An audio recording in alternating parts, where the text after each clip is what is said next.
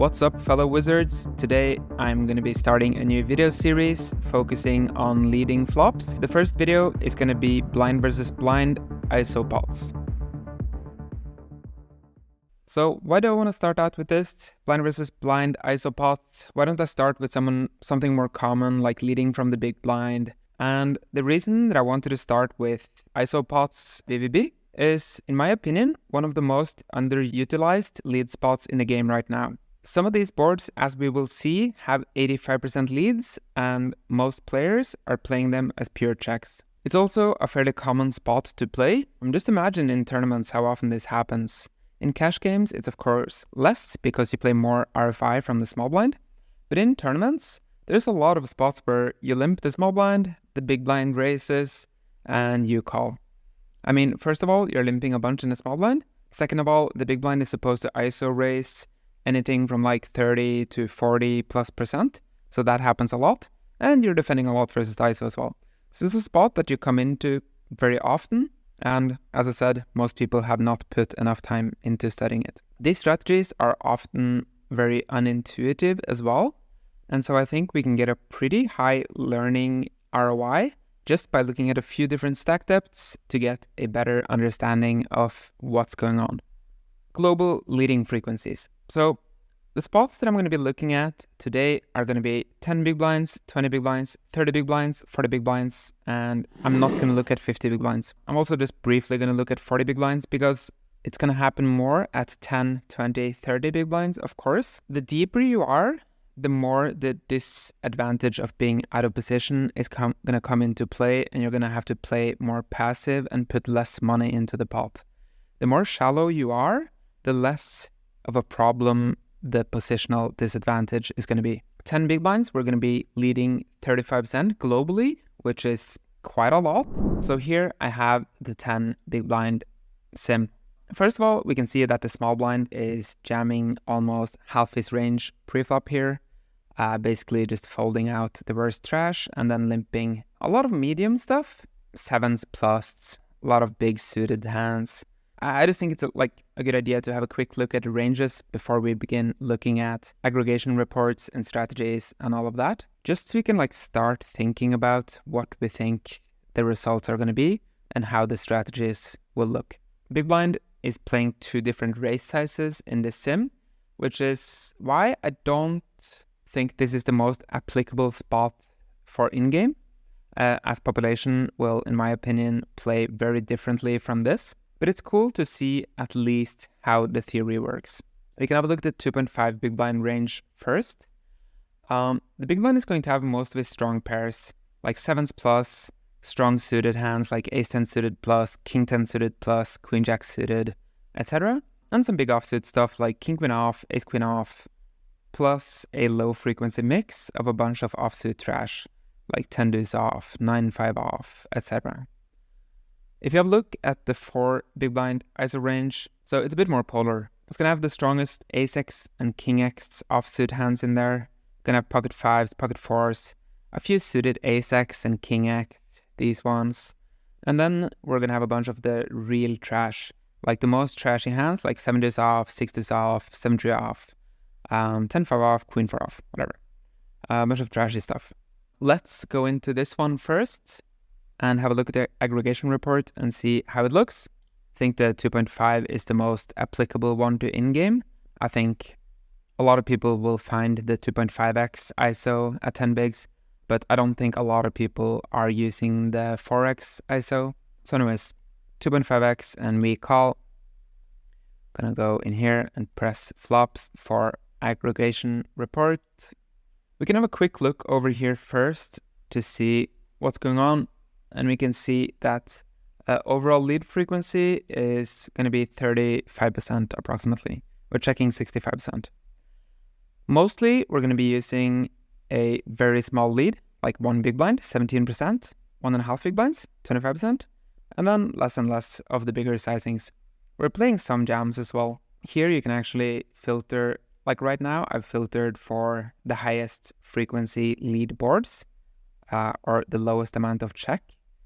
You can also filter to see what type of boards do you want to jam the most, for example. If you filter like this, you can see that it's a lot of the small, medium connected stuff, like 765, 654, 1098, very connected and low to medium, I would say. But if we go back to our highest frequency lead boards, we can see that it's mostly queen high and jack high boards that we're leading. You can do some stuff with the filters here. You can filter for, you can press the queen high boards. Now you only see queen high boards. We can see that our lead percentage went up to 47.5%. We can check Jack X as well, 51%, so even higher. Another thing you can do here is just go into here. You can, for the reports, filter for high card, which is very convenient. We can see that Jack high is the highest lead with, like, as we just saw, 51%, then queen high, 10 high, 9 high. So I think this part is kind of counterintuitive for a lot of people. Not as counterintuitive as the stuff that we're going to see later in this presentation, but I think a lot of people have a tendency to think that once you've limped, big blind has raised, and now you've called, you're going to be at an advantage on a lot of the middling boards, like the 9 high boards, 8 high boards, 7 high boards, while the big blind is going to have a lot of the biggest hands and a bunch of the trashiest hands. But as we can see here, the best boards for us are actually not the 9, 8, 7 high boards. It's the jack high, queen high, 10 high. And we can have a quick look at why that is after. We can also filter these boards by suit. We're going to see that monotone boards are a lot better for us than they are for the big blind. So our flush draw boards, and the worst boards for us is going to be the rainbow boards. If we go back to the ranges real quick, just have a quick look here. Our range that we're limping is quite suited heavy, you know? We have all of these hands. We have some offsuit stuff as well, but some of this we're even going to be folding versus the raise. If we look at the big blind's ISO raise for this size, he basically has no suited hands. He has like a few of these top suited hands, like ace 9 suited plus and some suited broadways. But in general, he's going to be very pair heavy and very offsuit heavy, while our calling range here is going to be very suited heavy, you know? So it makes a lot of sense that the monotone boards are going to be good for us and the flush draw boards are going to be good for us, because we're going to have a lot more flushes, a lot more flush draws than villain will have. We don't have that many offsuit combos like he does. Okay, back to the report. So monotone boards are also good for us. Paired boards are not going to be good for us. Triple board, even worse for us. Not paired, best for us. Connectedness. This is like very similar to the suited part. Our hands are going to be way more connected than the big blind's ISO range. Like, quick look back at the ranges again, where we see that his ISOs are like very disconnected, like randomly spread out hands, while the hands that we are calling are quite connected in general. Like, of course, the closer they are to this line of pairs on either side, the more connected they are. Just if you want to have like a good way of visualizing it. The closer we are to this line in the middle, the more connected we are. And we can go back into the flops here and pick one of the high frequency spots. So if you look at the most led board here in the sim, it's Queen 9-6 flush draw, which I think is a board that a lot of people probably won't be playing leads in at all. So let's have a look what's going on there and why do we want to lead this board so much. At first glance, I think like a good place to start actually is to have a look at the ranges in here to see exactly what's going on. Put strategy for both here. If we look at the equities, first of all, we only have a slight equity advantage. We have 52.8%, which is not that much, you know? Usually when you start developing leading ranges, it's because of the board is significantly better for us, or that parts of our range do significantly better. Like we have a big nut advantage, for example. I guess in this spot, being so shallow, like SPR is only 1.25, positional advantage is to a large degree mitigated, and we do get to lead a bunch even without that much of an overall equity edge. It's also quite easy to see what the solver is trying to accomplish with these leads.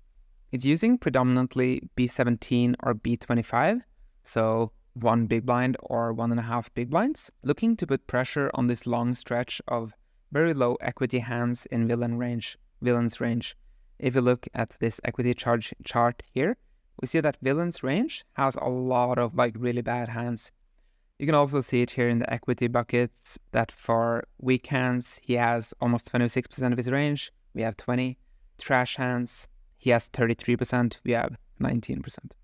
So he has a lot more of these just totally useless hands. And yeah, he's going to be under a lot of pressure even versus 1 big blind or 1.5 big blinds here.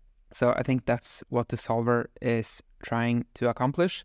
Let's go back and have a look at the 4 big blind ISO. I think this one happens way less and is a bit wonky, not super applicable to real game in the current meta, but it shows how extreme some leading spots can become with certain range constructions. So remember how this range looks for us? It's a lot of offsuit ace-x, offsuit king-x, high ones, some trashy hands, a couple of pairs, and then a few suited hands here. But very offsuit heavy, and yeah, no pairs. Every pair, except for 5s and 4s, are going to be jamming or ISOing, Our range that we're calling here is actually very pair heavy. We're going to have 10s plus, pretty much pure, and outside of that is very suited heavy and very connected. We have a few of these offsuit connectors, and outside of that, it's mostly suited stuff, So we go back to the reports. So looking at the types of board we lead on here, it's easy to see that we prefer leading on the middling boards and preferably suited or mono. We can do the same thing as before. We can have a quick look at iCards to see what type of boards we want to lead. And here it's 7 high, 8 high, 6 high, the more typical boards you would expect, I would say. But it's very easy to understand why. Opponent doesn't have any of the overpairs. His range is just so heavily condensed towards offsuit ace-x and offsuit king-x, and just mostly the very high ones. We can also click suits, and we're going to see that mono is just crushing for us here. Flush draw is pretty good as well. Rainbow, not so good. Connectedness, we can look at pairing as well, but it's just not going to be too good for us. Not too much leading on the paired boards. Triple board is actually leading a lot here. And if you think back to it, it's remember, he only has 5s and 4s. That's his only boats once the board is tripled. If it's deuce, deuce, deuce, for example, he's going to have 5s full and 4s full, while we are going to have 10s full, jacks full, queens full, kings full, aces full. So triple board is actually pretty good for us here, which is also kind of counterintuitive, Connectedness, very good for us as well.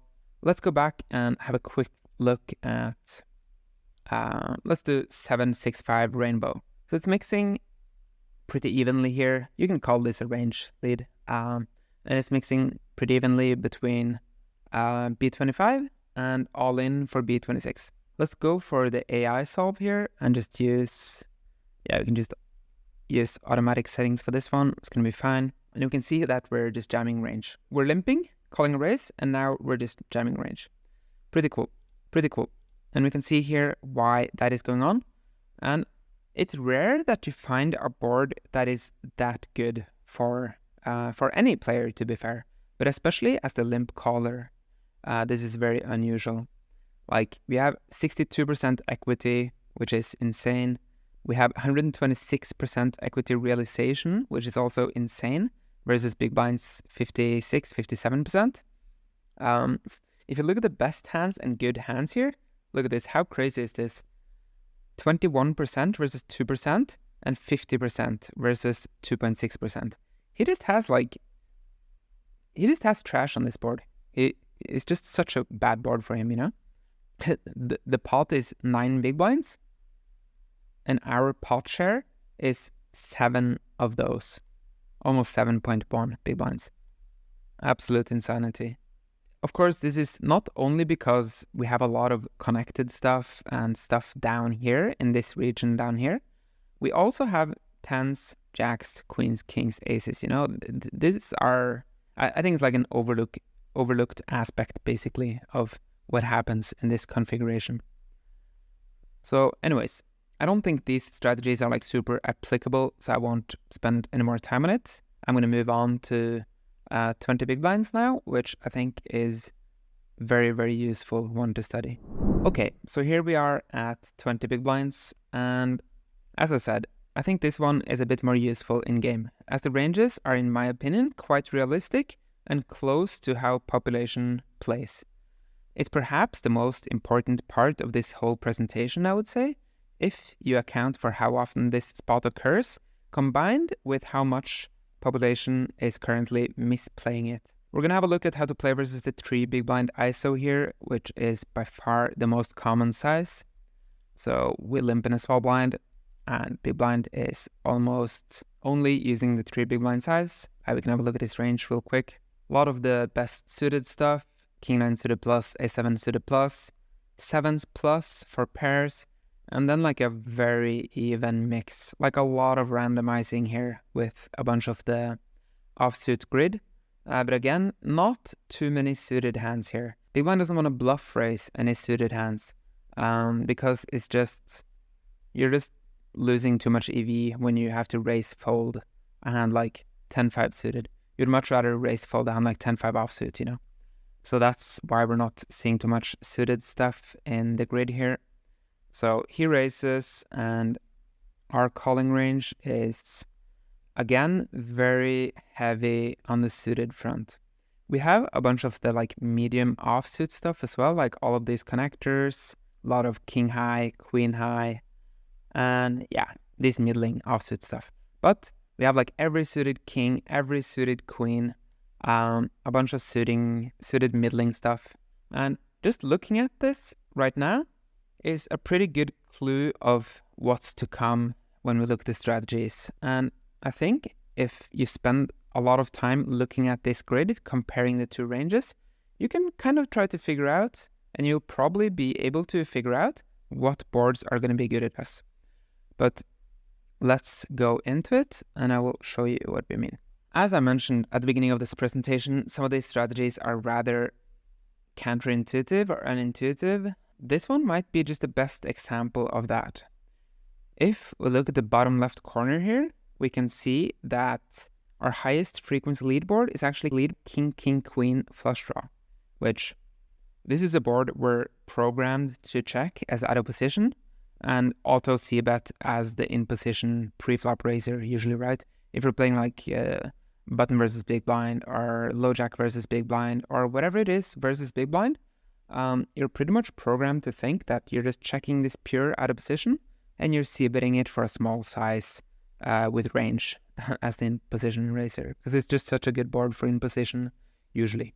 Blind versus blind, the ranges work out completely different though, and it's going to be very easy to understand why we get to lead this board once we take a look at the sim. So let's go into this one, the highest percentage lead, king, king, queen. It's kind of similar to the queen 9-6 flush draw we looked at earlier, right?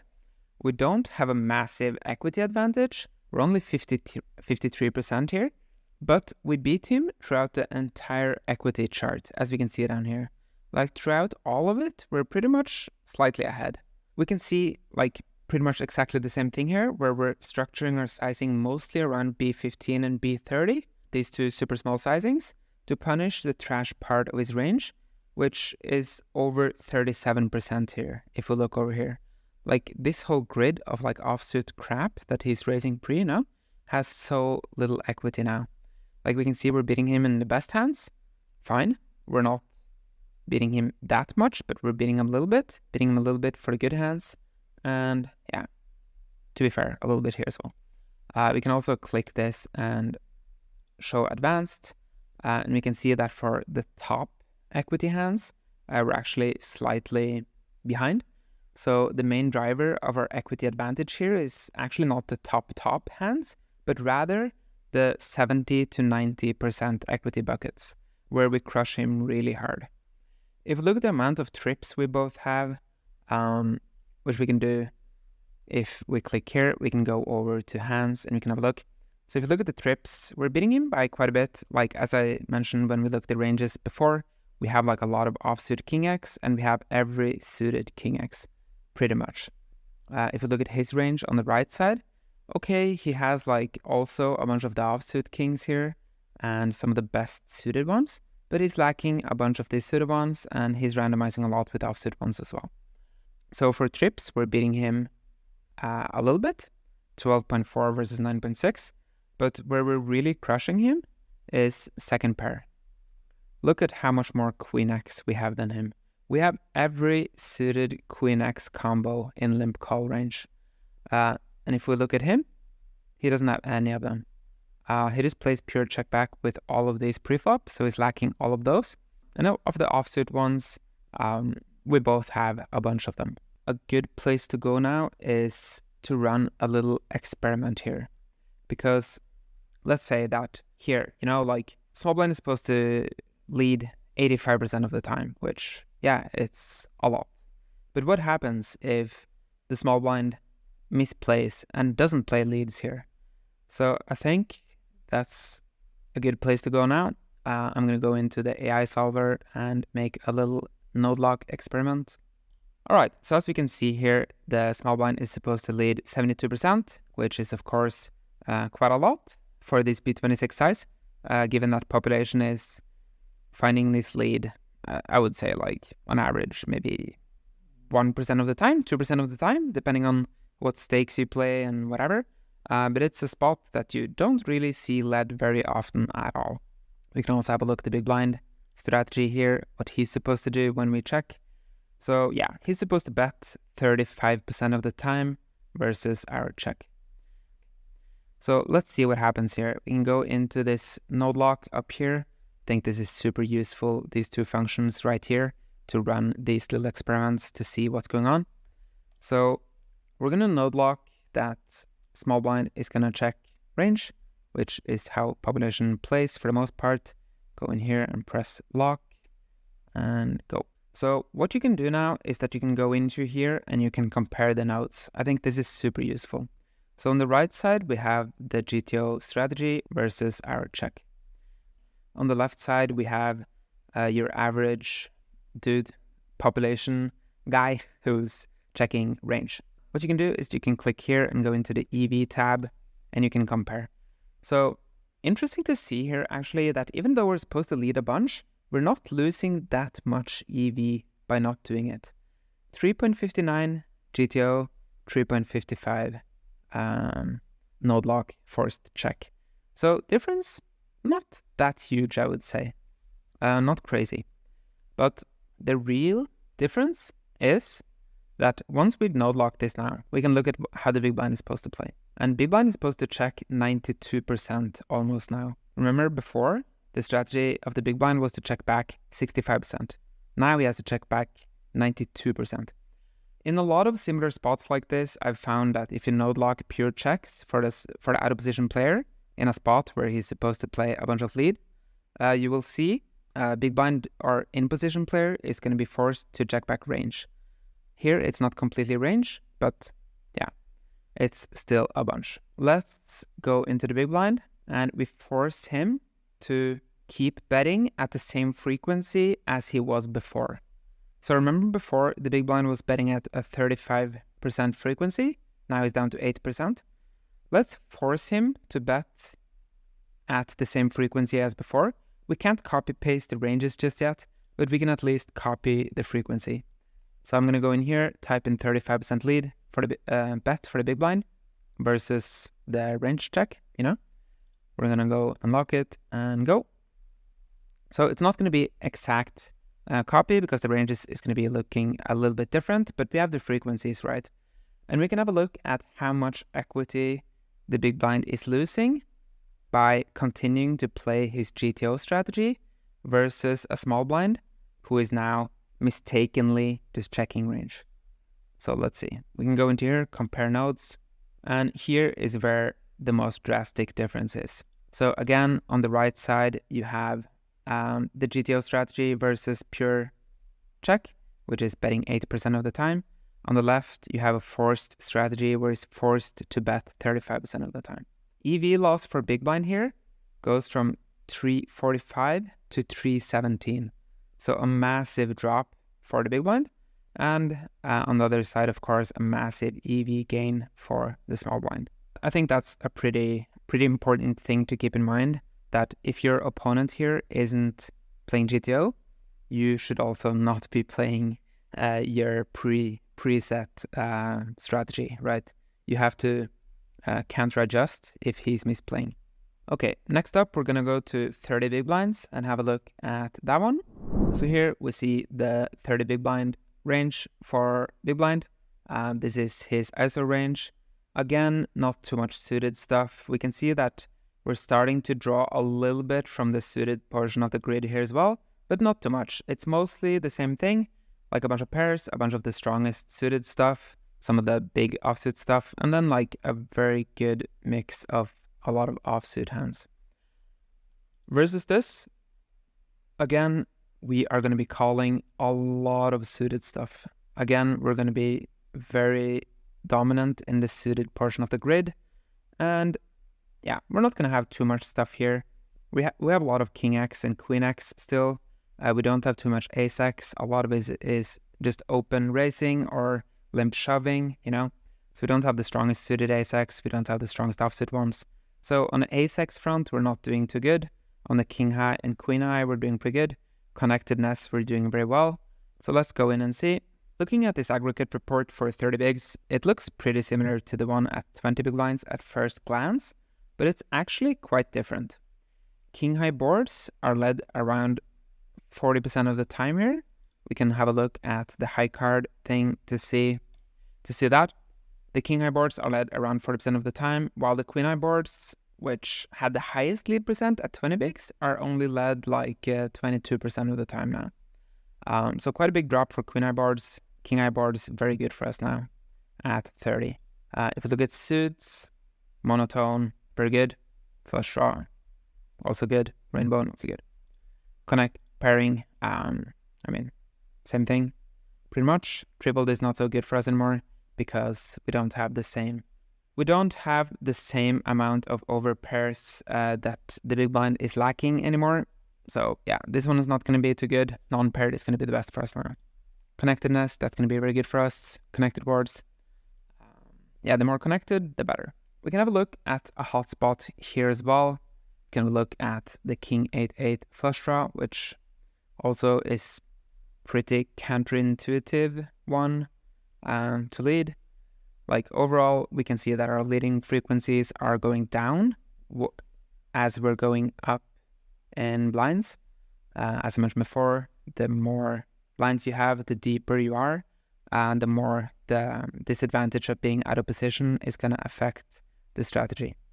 So here, we're down to already leading only 18% of the time, but we still have some boards that are like really, really good for us, a bunch of these King High boards specifically.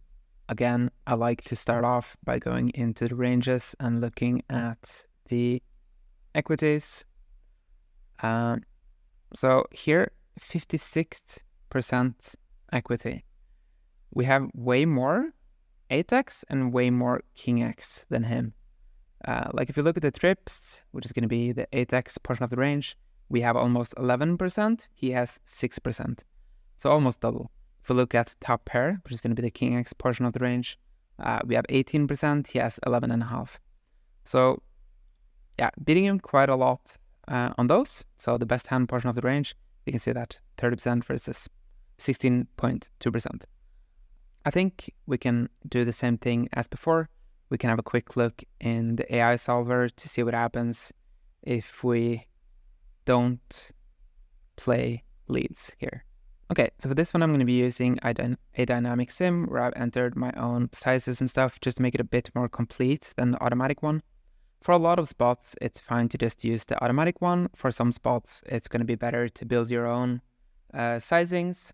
For this one, we can see that once I've built this one, we're leading almost range for B25.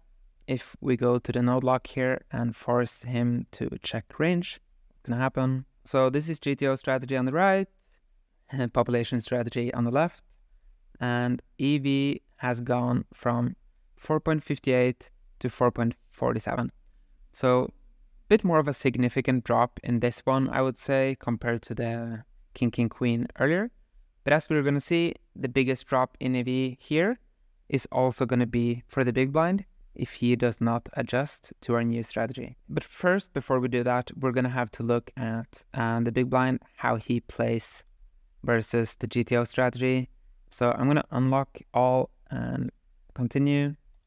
Now it will revert to the GTO strategy, which is just leading pretty much range. So we see versus this, the big blind is going to bet at a frequency of 42%.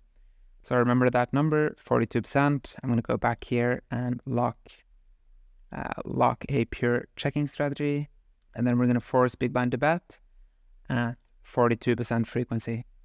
And as I said before, this is not going to be completely perfect because we can't copy exactly the range that he's betting just yet. But we can at least get the frequency right to get an idea of how much equity we're losing by playing this.